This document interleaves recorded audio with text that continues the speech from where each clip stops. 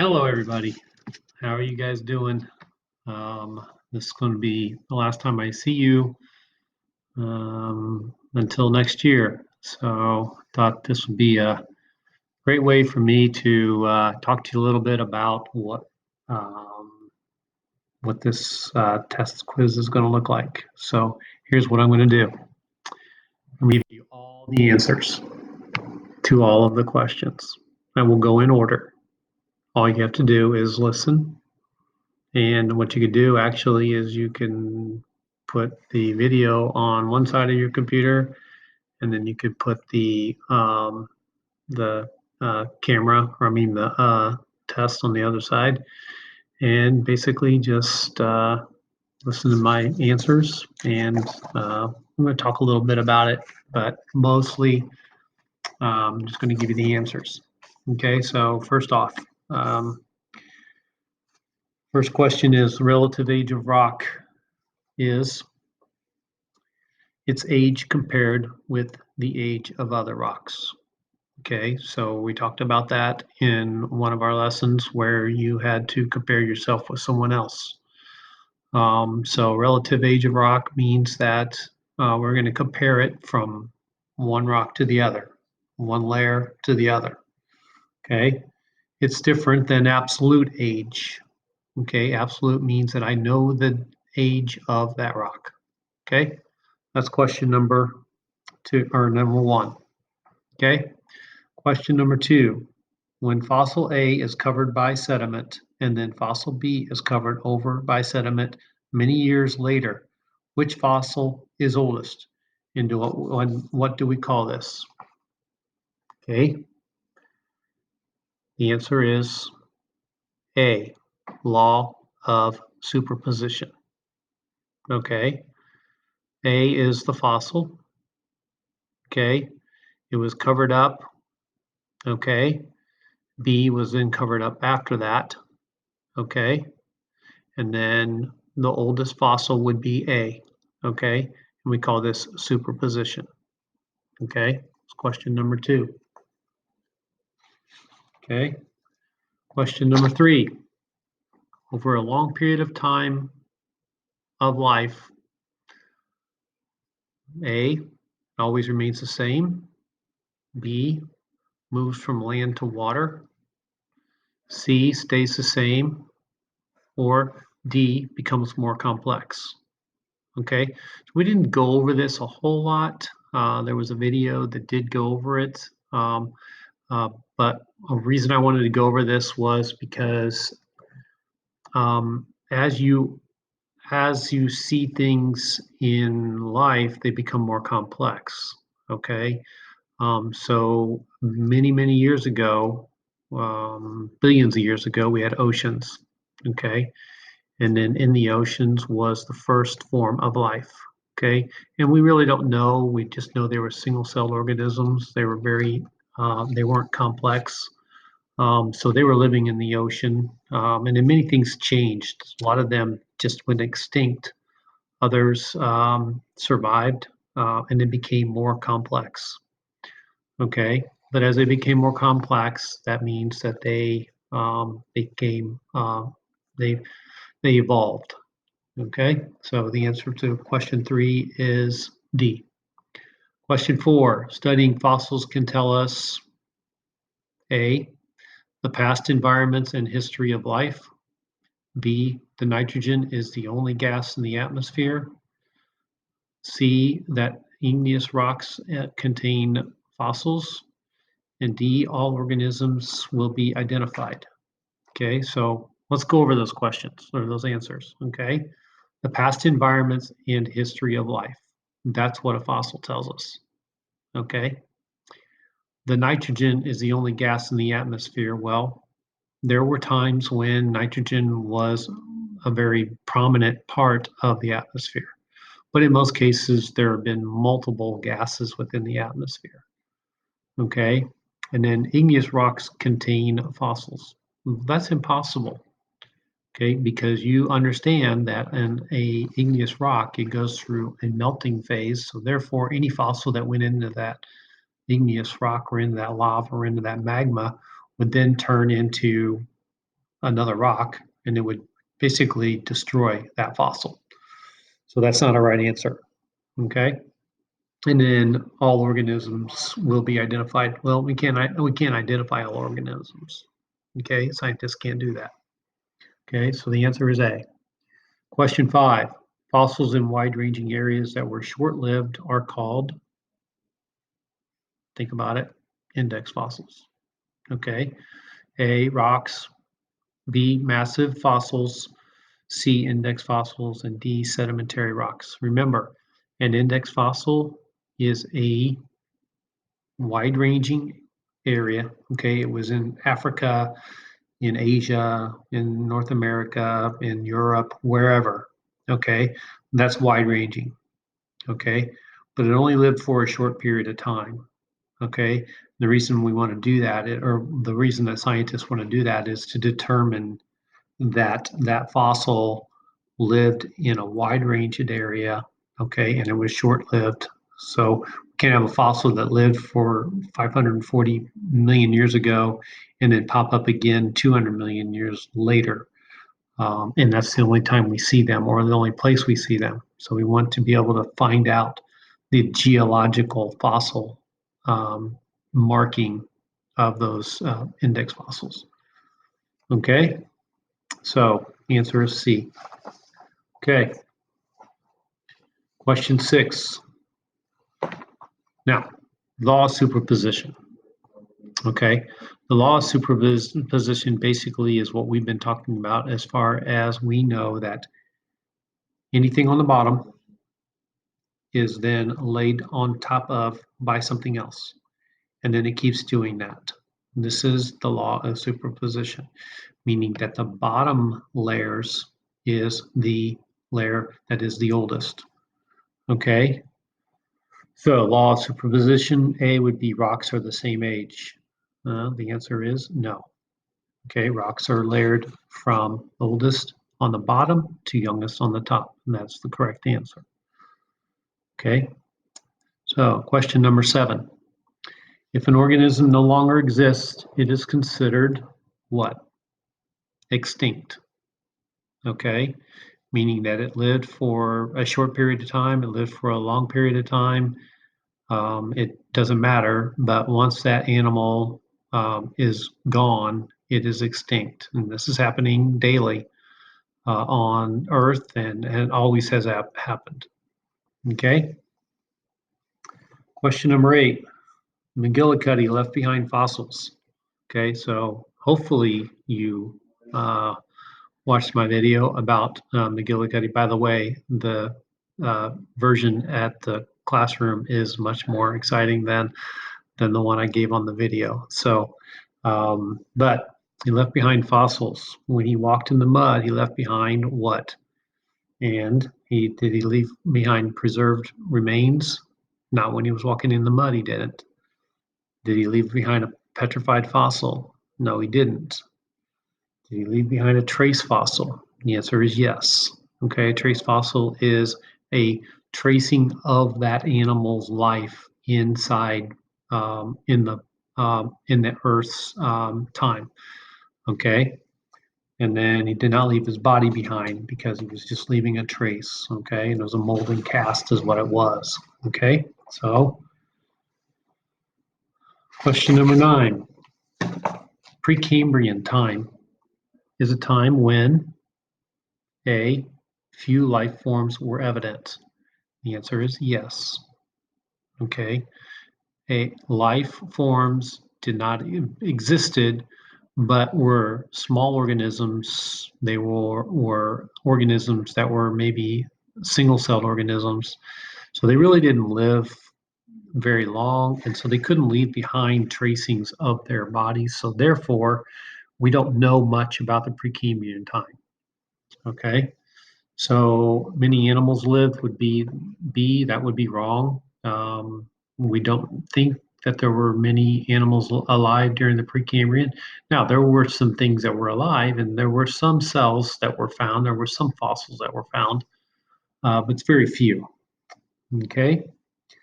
So question number 10. In the list below, place in order from when Earth was formed to today. Okay. Now, this was shortly addressed in the one video that I had you watch. Okay. But I'm going to go through them all. Okay. Actually, I'm just going to go through B. Okay. Because that's the right answer. Okay. Oceans formed. Okay. So what happened is that billions of years ago, 4.6 billion years ago, we had oceans forming. And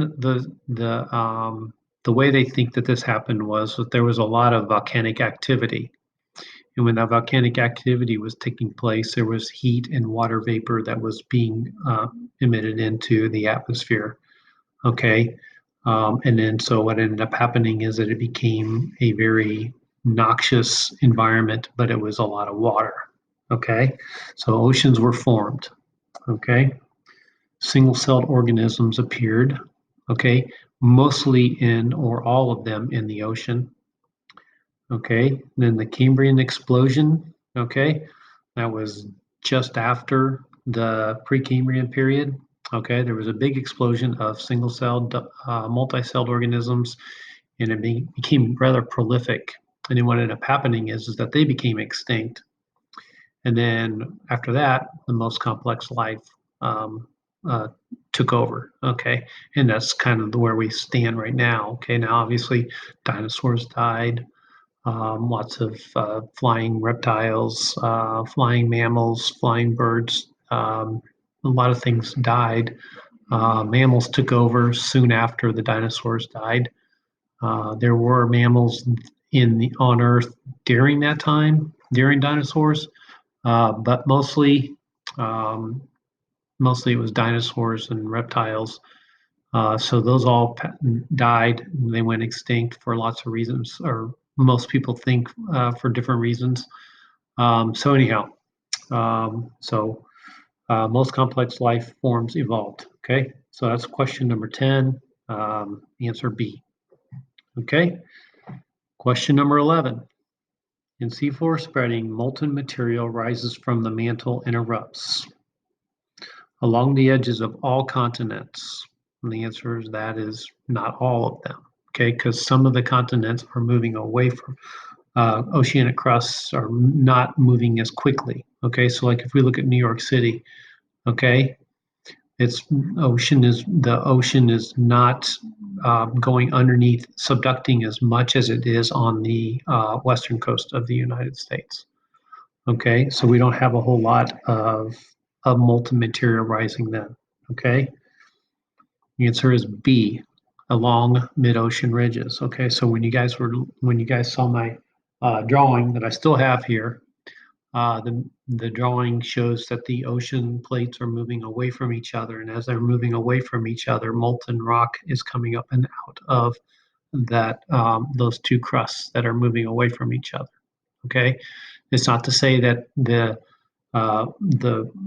dense rock that's going, the oceanic crust is going towards a crust, a continental crust, isn't going to go underneath it, but what it's and not create oceanic or volcanic activity because it is, but it's not only the only place. Okay, so seafloor spreading, molten material rises from the mantle and erupts in that location. Okay, so it's not only in deep ocean trenches and it's not only at the North Pole. Okay, so question number 12. Most geologists think that the movement of Earth's plates is caused by, the answer, as most of you should have already answered, is convection currents in the mantle. Okay, there's not, the conduction in the core is moving heat towards the mantle. Okay, but that's not what is causing the Earth's crust to move. What's causing it to move is that the convection currents in the mantle is moving the crust one way or the other. Okay, past each other, towards each other, and away from each other. Okay, so the answer is C for question 12. Question 13. What might result from the collision of continental crusts? Okay, well, that would be most likely mountains. Okay, now, so if there's two continental crusts moving towards each other, okay, continental crust is generally the same density as each other. Now, one may be a little bit more dense than the other, and so it might be moving up, but this one's moving up also. And so what we're doing is we're creating a mountain, okay? So that's what two continental crusts would do, okay? So if we had two an oceanic crust and a continental crust moving towards each other, one would go underneath it, okay? Like that. Okay, so that the oceanic crust would go underneath because of its density. It's less dense, I mean, it's more dense than a continental crust. Okay, the answer to question 13 is a mountain range. Okay, now you could get a mountain range in other places, but when I'm talking strictly or just about continental crust, in which location would you most likely find volcanoes? In the middle of a continent? You would find some, but maybe not as much as you would in another place. Okay, you wouldn't find any in a transform boundary. Think about the San Andreas Fault where the crusts are going past each other. There's no volcanic activity there.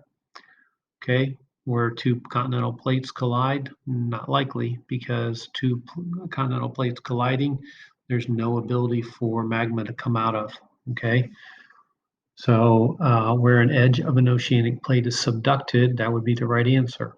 Okay, so if we look at the Pacific Ocean around Asia, around Alaska, state of Washington, and other places, that's where we would get subduction. Okay, and there's a lot of volcanic activity there. Okay, C. Question 15. Which process changes the size and shape of the ocean? Okay, the answer is C, both subduction and seafloor spreading. Okay, so once again, going back to my drawing, the seafloor is spreading. As it's spreading, moving away from each other, it is being subducted down into underneath the continental crust. Okay, so that's going to shape the oceans in different ways. Okay, maybe pushing the continent away. It may be not, the continent may be pushing the oceanic crust a little bit. It's still subducting underneath it, but it's still moving. It has enough force to move towards it. Okay, so the oceans are getting smaller. They're getting bigger. Just kind of depends. Okay. Question 16. Which best describes the mantle? Once again, I already answered this numerous times, but I'll answer it again. It's a solid material and it behaves like a liquid. It's what causes the continents to move. It's what causes the oceanic crust to move. Okay. Question number 17. Which of the following best describes a fast change in the Earth's crust? Okay. The answer is what? An earthquake. Okay. Earthquakes, not subduction. Okay, subduction is really slow. It takes 200 million years for the crust that was formed in the middle of the ocean to be subducted underneath the Earth. That's 200 million years. Okay, seafloor spreading, once again, is a very slow process. It's moving very slowly. In glaciation, glaciers move really slow. Okay, so the answer is earthquake. An earthquake is a quick movement. We've got two plates moving like this. Okay, and they get stuck on each other. And then eventually the mantle convection currents are moving one quicker or slower than the other, and then boom, it pops, and when it pops, it creates an earthquake. Okay. Question number 18. Which of these does not provide evidence that the continent drifted to their locations? Now remember, Wegener said that the continents are going to drift, meaning that he thought they were just moving, floating on the Earth's ocean. He didn't know what was causing seafloor spreading. Okay, we didn't have as much time as we would have if we would have been in class to really go into depth with that, but we still kind of touched on it a little bit. Okay, So the answer is, remember, it does not provide evidence. And what doesn't provide evidence is today's current weather. It doesn't provide us any information on why continentals drifted to their location. We do have landform data, and then future deep ocean trenches, we find what happened during the movement of that crust, and that we found out that there was a lot of different types of crust. Number one, and number two, the age of the crust. And then similar fossils on multiple continents. Okay, once again, that index fossiling. Okay, question number 19. Which type of plate boundary movement is shown in the image, and what type of landform is most likely to occur here? Okay, so I'm going to, I don't have the drawing on there now, but I will. Plates moving towards each other with different densities.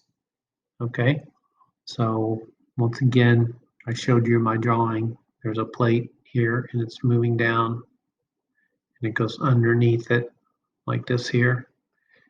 This here is subduction, okay? And that's because the plates are two different densities. One is more dense than the other. One's more dense, goes underneath it. Okay. Question number 20. I'm gonna try to find question number 20 here. There it is. Which processes are best explained by the theory of plate tectonics? Okay. The answer is earthquakes and volcanic eruptions. Okay. Earthquakes, volcanic activity is what tells us that plates are moving, mostly. Okay, now we do have evidence, but if we look at what's happening now, that's what we're seeing as evidence of the plate movement. Okay, I've given you all the answers to the quiz. Once again, hopefully you watch this completely. And then I will look forward to seeing you guys next year.